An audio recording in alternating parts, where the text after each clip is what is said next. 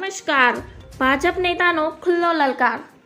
ભાજપના સાંસદે સ્ટેજ પરથી સંબોધન કરતા વિવાદિત નિવેદન આપ્યું હતું.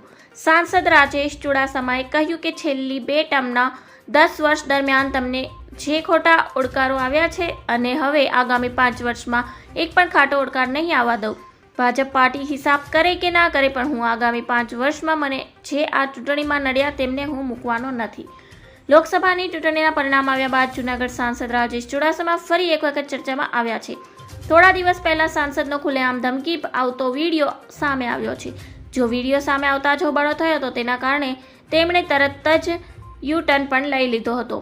બાકી બધી અફવાઓથી દૂર રહેવું, આ રીતે તેમણે પોતાની વાતને વાળી લીધી હતી અને વધુમાં કહ્યું કે અફવાઓથી સાવધાન રહેવું.